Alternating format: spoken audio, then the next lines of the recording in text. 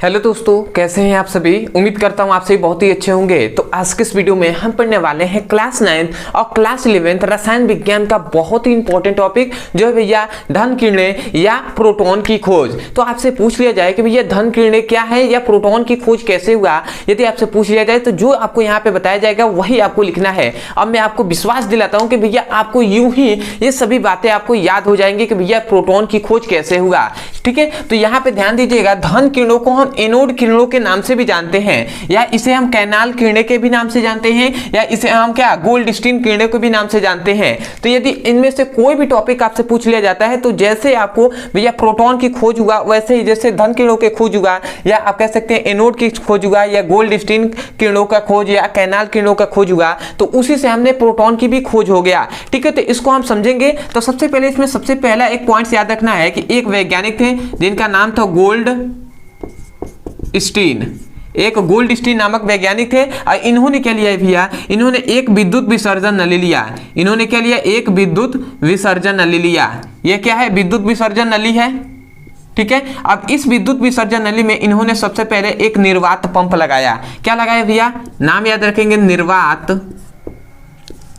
Pump. ठीक है, अब भैया निर्वात पंप से क्या किया, इस विद्युत विसर्जन नली में जितनी भी क्या थी गैसें थी उसको लगभग बाहर निकाल दिया। ठीक है, मतलब क्या कर दिया, निम्न दाब कर दिया। क्या कर दिया भैया, निम्न दाब। ठीक है, इसमें निम्न दाब कर दिया। उसके बाद यहां पे याद रखेंगे, इसमें दो इसने धातुओं के प्लेट लगाए। ठीक है, इसमें क्या लगाए भैया, दो धातुओं के प्लेट लगाए। ठीक है, इसको थोड़ा सा याद रखेंगे, ये दो धातुओं के प्लेट हैं। अब भैया इसमें याद रखेंगे, इस धातु के प्लेट को भैया एक क्या कर दिया, इसको छिद्र कर दिया। मतलब इसमें क्या थे, इसमें क्या थे, ये छिद्र था। इसमें क्या था, देखिए ये छिद्र कैथोड है। ठीक है, क्योंकि ये इसको हमने क्या कर दिया है, ऋण सिरे से, बैटरी के ऋण सिरे से जोड़ दिया, जिसके कारण ये क्या हो गया, इसको क्या कर दिया गया, धन सिरे से जोड़ दिया गया। क्योंकि हम जानते हैं छोटा वाला जो प्लेट होता है वो ऋणात्मक होता है और जो बड़ा वाला प्लेट होता है वो धनात्मक होता है। तो जब भैया इसको ऋणात्मक से जोड़ दिया गया तो ये क्या है भैया, कैथोड है। ठीक है, तो ये जो कैथोड है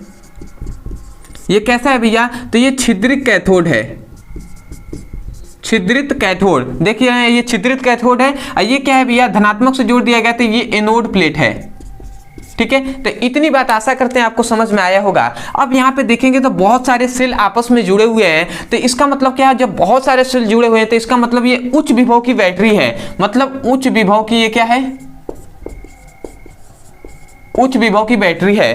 तो भैया उच्च विभव पर देखिए, इसमें हम क्या कहेंगे कि गोल्डस्टीन नामक वैज्ञानिक ने एक विद्युत विसर्जन नली लिया, जिसमें मतलब विद्युत विसर्जन नली में एक क्या लगाया, छिद्रित कैथोड लगाकर निम्न दाब व उच्च विभव पर जैसे ही इसमें विद्युत धारा प्रवाहित किया, जैसे ही विद्युत धारा प्रवाहित किया तो इसने देखा कि जो एनोड प्लेट है उससे कुछ अदृश्य किरणें निकलती हैं। उससे क्या होती हैं, कुछ अदृश्य किरणें निकलती हैं, जो क्या करती हैं भैया, जो क्या है, कैथोड प्लेट है उससे छिद्र से बाहर निकल जाती हैं। ठीक है, और ये बाहर निकल कर क्या करती हैं, ये जो नली के जो दीवार है इस पर एक चमक उत्पन्न करती हैं। यही बताया उन्होंने। मतलब गोल्डस्टीन नामक वैज्ञानिक ने एक विद्युत विसर्जन नली में एक छिद्रित कैथोड लगाकर निम्न दाब व उच्च विभव पर विद्युत धारा प्रवाहित किया तो पाया कि एनोड से कुछ अदृश्य किरणें निकलती हैं, जो क्या करती हैं, छिद्रित कैथोड से बाहर निकल जाती हैं और दीवार पर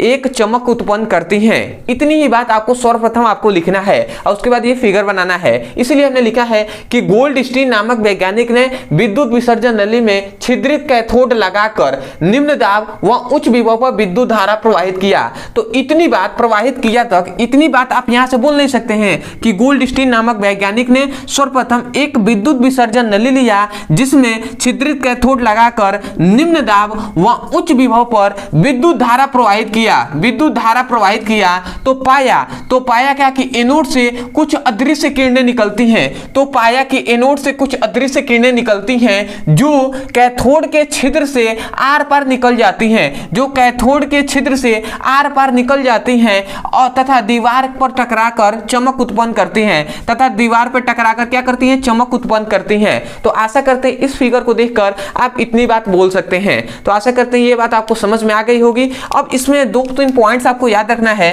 कि भैया इसमें सबसे पहला ये पॉइंट्स याद रखना है कि जो भैया एक जे थॉमसन नामक वैज्ञानिक थे, जे थॉमसन।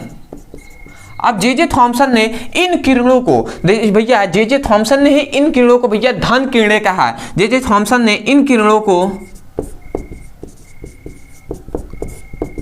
क्या कहा भैया? धन किरणें कहा। ठीक है, क्यों भैया धन किरणें कहा? क्योंकि ये भैया धनात्मक प्लेट से निकल रही है। क्योंकि भैया हम जानते हैं बैटरी का धन सिरा इससे जुड़ा हुआ है, तो इसका मतलब ये धनात्मक प्लेट है, और जब धनात्मक की ओर से निकल रही है इसलिए जे थॉमसन नामक वैज्ञानिक ने इन किरणों को धन किरणें कहा था। ठीक है, और इतनी बात तो हम चूंकि हम जानते हैं कि इसी किरणों को, इस किरणों को हम भैया पहले तो धन किरणें, दूसरा भैया एनोड किरणें, तीसरा भैया कैनाल किरणें, और चौथा जो होता है गोल्डस्टीन किरणें, स्टीन किरणों के नाम से हम जानते हैं। इतनी बात तो हम जानते हैं ना कि इन किरणों को धन किरणें कहते हैं क्योंकि ये धनात्मक प्लेट से निकलती हैं। ठीक है, उसके बाद एनोड किरणें, तो भैया हम जानते हैं एनोड किरणें क्यों जानते हैं? क्योंकि ये एनोड जो प्लेट है इससे निकलती है। ठीक है, इसलिए एनोड किरणें भी नाम दे दिया गया। उसके बाद कैनाल किरणें, ठीक है, तो ये कैनाल किरणें भी इसको दे दिया गया नाम। उसके बाद आता है गोल्डस्टीन किरणें। अब भैया गोल्डस्टीन किरणें क्यों कहा गया? क्योंकि ये जो क्या है गोल्डस्टीन नामक वैज्ञानिक ने इसका क्या किया था? परीक्षण किया था, प्रयोग किया था, इसलिए इसे हमने क्या कर दिया? गोल्डस्टीन किरणें के भी नाम से जानते हैं। तो आशा करते हैं ये चारों नाम को आपको पता होना चाहिए। यदि इसमें से कोई भी टॉपिक पूछता है तो आपको इतनी बात बता देना है। अब आता है एक मेन पॉइंट्स कि भैया प्रोटॉन की खोज इसमें कैसे हुआ, तो उसको भी हम जान जाते हैं। तो याद रखेंगे भैया, इस विद्युत विसर्जन नली में हाइड्रोजन गैस भरकर, इस विद्युत विसर्जन नली में हाइड्रोजन गैस भरकर विद्युत धारा प्रवाहित किया गया। तो जो एनोड किरणें मतलब जो धन किरणें प्राप्त हुआ, इन धन किरणों में जो धनावेशित कण होते हैं उन्हें प्रोटॉन कहते हैं। यही रदरफोर्ड ने बताया। क्या बताया भैया? वो बता दे रहे हैं, मैं थोड़ा सा इसको मिटा दे रहा हूं। ठीक है, इसको मैं मिटा दे रहा हूं, पता नहीं दिखाई दे रहा हो कि नहीं, इसलिए ठीक है, इसको मैं मिटा दे रहा हूं। आशा करते हैं वो आप समझ गए होंगे। तो आप क्या लिखेंगे कि हाइड्रोजन गैस से प्राप्त, हाइड्रोजन गैस से प्राप्त धन किरणों में धनावेशित भाग को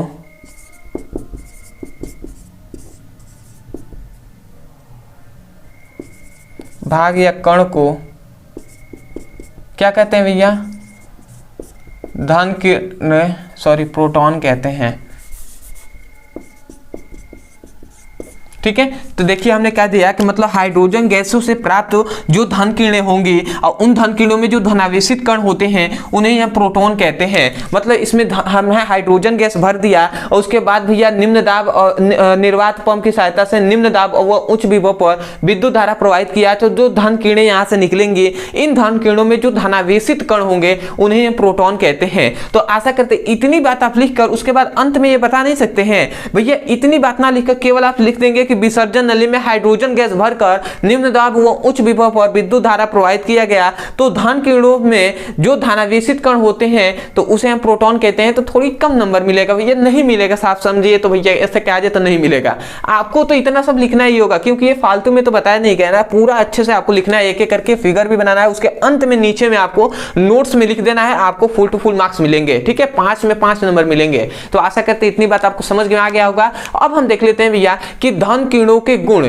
या हम कह सकते हैं भैया कैनाल किरणें या एनोड किरणें या गोल्डस्टीन किरणों के गुण। तो आशा करते हैं आपको बहुत ही अच्छे समझ में आएगा। सबसे पहले स्क्रीनशॉट ले लीजिए, उसके बाद तो आशा करते हैं दोस्तों आपने अच्छे से स्क्रीनशॉट ले लिया होगा। तो चलिए दोस्तों आज के लिए इतना ही।